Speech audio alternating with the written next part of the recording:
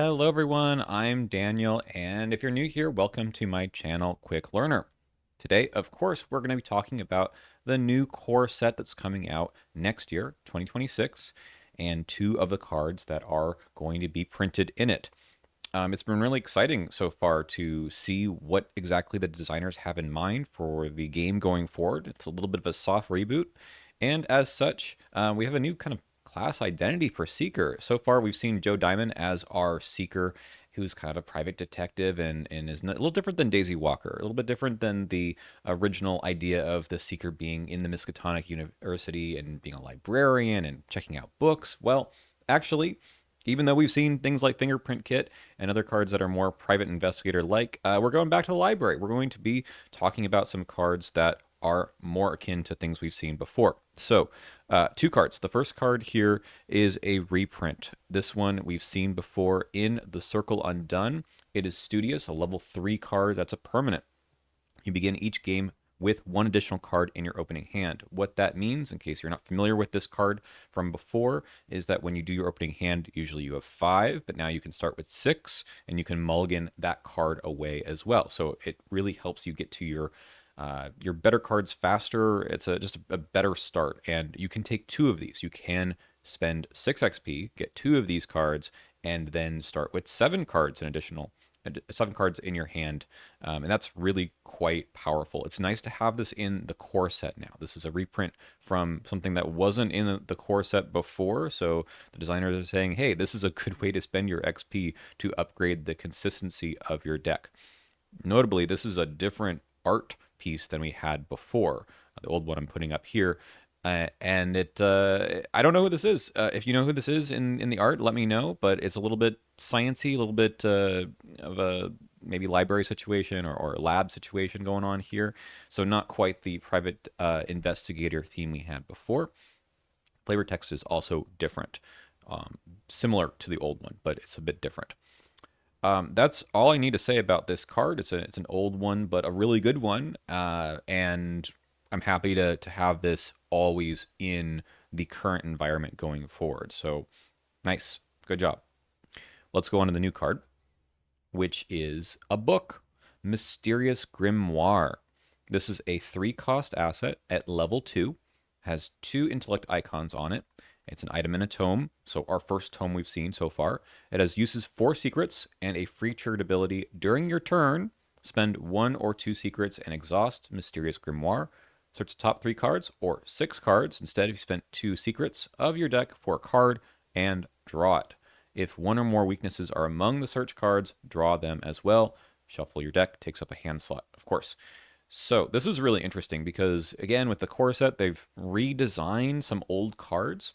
And this one reminds me of like 4 other cards. So, free triggered ability to draw reminds me a lot of Scroll of Secrets and a little bit of the Mr. Rook that was untabooed, I suppose, from Circle Undone. Both of those actually were Circle Undone. And Mr. Rook especially lets you draw, or makes you draw, but you actually want to draw weaknesses when you search the cards. This one doesn't have quite as big of a number of cards that you can pull a card out of, but the search effect, the filtering, is really, really good. So that also reminds me a bit of Eureka, right? This looks like a box of Eurekas, essentially, which is fine. But again, this is 3 costs. It's an asset you got to put into play first. So for 4 different draws, or potentially 2 if you're searching 6, it seems okay, right? The nice part about it is if you compare this to other books we've had before where you spend an action to draw, like Old Book of Lore, which this card also reminds me of, you just don't pay an action for this, right? It is just a draw a card for free during your turn. And maybe if we get more secret shenanigans, get more ways of refilling this thing, then I think the value goes up a lot more, right? Because Old Book of Lore, for Daisy especially, I mean, I never played the card outside of Daisy really, or maybe Mandy.